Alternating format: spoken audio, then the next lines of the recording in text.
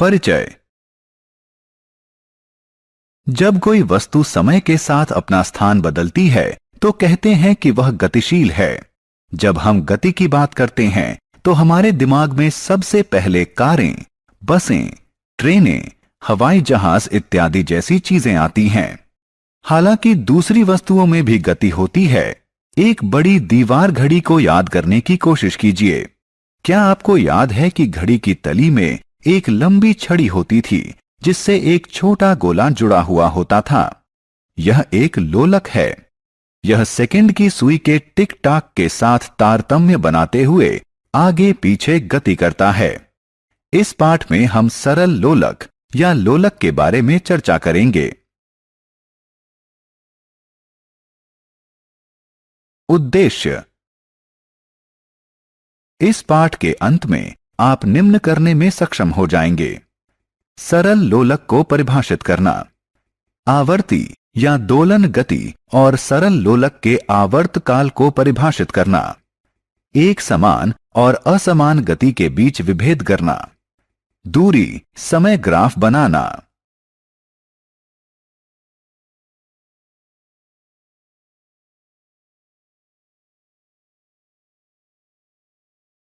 घड़ियां। क्या आपने कभी दीवार घड़ी को ध्यान से देखा है? एक साधारण दीवार घड़ी या कलाई घड़ी में एक वृत्ताकार डायल होता है जिसमें 3 सुइयां होती हैं। वृत्ताकार डायल 12 बराबर भागों में बटा होता है और प्रत्येक भाग 5 मिनट का प्रतिनिधित्व करता है। डायल को ध्यान से देखने पर आपको पता चलेगा कि डायल में 60 छोटे भाग भी हैं। एक छोटा भाग 1 मिनट के बराबर होता है। सबसे लंबी सुई जो सबसे तेज चलती है उसे सेकंड की सुई कहते हैं। यह 1 मिनट में एक चक्कर पूरा करती है। सबसे छोटी सुई जो सबसे धीरे चलती है उसे घंटे की सुई कहते हैं। यह एक चक्कर 12 घंटे में पूरा करती है। जो सुई घंटे की सुई से बड़ी और सेकंड की सुई से छोटी होती है उसे मिनट की सुई कहते हैं। यह सेकंड की सुई से धीरे लेकिन घंटे की सुई से तेज चलती है। यह एक चक्कर 1 घंटे में पूरा करती है। सरल लोलक। सरल लोलक में धातु के एक छोटे गोले को धागे से बांधकर लटकाया जाता है। धातु के गोले को लोलक का गोलक कहते हैं। धागा जिससे गोलक बंधा होता है वह नीचे की तरफ से खुला होता है और ऊपर के सिरे पर एक स्टैंड से बंधा होता है। जब लोलक गति नहीं कर रहा होता तो कहते हैं कि यह विराम अवस्था में है। विराम अवस्था की स्थिति को लोलक की माध्य स्थिति या साम्य स्थिति भी कहते हैं। सरल लोलक की गति। मान लीजिए कि किसी सरल लोलक का गोलक साम्य स्थिति में है। यदि हम इसे किसी एक तरफ बाएं या दाएं ले जाकर छोड़ दें तो यह इधर उधर गति करने लगता है। किसी सरल लोलक के इधर उधर की गति करने को इसकी आवर्ती गति कहते हैं। लोलक द्वारा एक तरफ से दूसरे तरफ की गई एक पूरी गति को एक दोलन कहते हैं।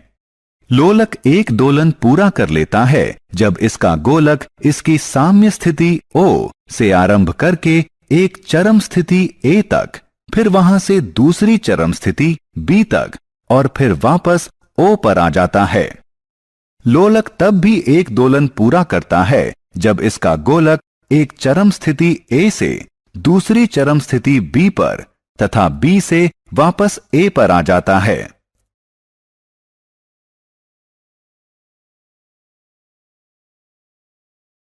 सरल लोलक का आवर्त काल।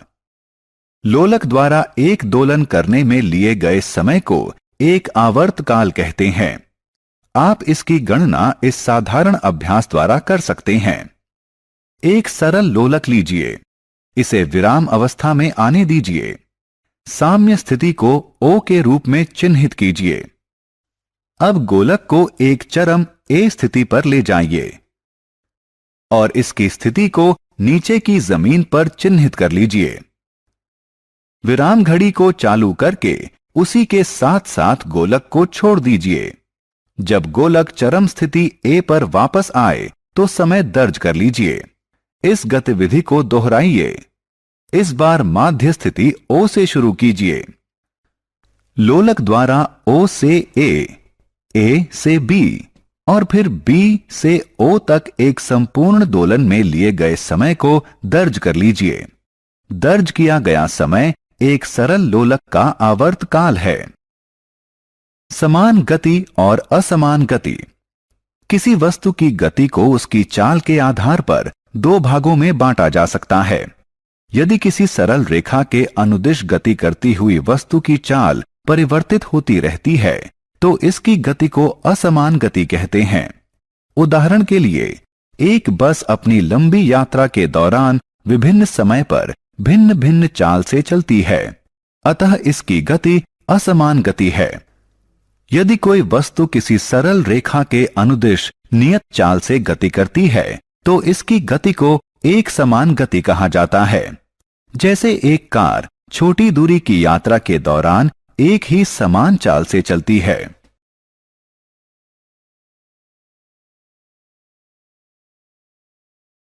दूरी समय ग्राफ। वस्तु की गति को दूरी समय ग्राफ की सहायता से चित्र के रूप में प्रस्तुत किया जा सकता है। इसके लिए पहले x अक्ष को दर्शाने के लिए एक क्षैतिज रेखा खींचिए। फिर y अक्ष को दर्शाने के लिए एक ऊर्ध्वाधर रेखा खींचिए। इन्हें OX और OY के रूप में चिन्हित कीजिए। x अक्ष के अनुदिश समय का माप दर्शाइए और y अक्ष के अनुदिश दूरी का माप दर्शाइए। संबंधित अक्षों पर दूरी और समय के मान अंकित कीजिए। अब ग्राफ पेपर पर दूरी और समय के प्रत्येक समुच्चय को दर्शाते हुए बिंदु अंकित कीजिए। ग्राफ पर अंकित सभी बिंदुओं को मिला दीजिए। इससे आपको एक सरल रेखा दूरी समय ग्राफ प्राप्त होगा जो यह दर्शाता है कि वाहन एक नियत चाल से चल रहा है। इस ग्राफ की सहायता से हम किसी समय विशेष में वाहन द्वारा तय की गई दूरी ज्ञात कर सकते हैं। हम प्रस्थान बिंदु से किसी विशेष दूरी को तय करने में लगे समय को ज्ञात कर सकते हैं। इसी प्रकार हम चाल की गणना भी कर सकते हैं। सारांश। आइए हमने जो कुछ सीखा है उसे संक्षेप में दोहराएं। एक सरल लोलक के इधर उधर गति करने को आवर्ती या दोलन गति कहते हैं। सरल लोलक द्वारा एक दोलन करने में लिया गया समय सरल लोलक का आवर्त काल कहलाता है। यदि कोई वस्तु एक सरल रेखा के अनुदिश एक समान चाल से गति करती है तो इसकी गति को एक समान गति कहते हैं। यदि कोई वस्तु एक सरल रेखा के अनुदिश परिवर्तित होती चाल से गति करती है तो इसकी गति को असमान गति कहते हैं। किसी वस्तु की गति को दूरी समय ग्राफ की सहायता से चित्र के रूप में दर्शाया जा सकता है। समान चाल से चल रही वस्तु का दूरी समय ग्राफ एक सरल रेखा होता है।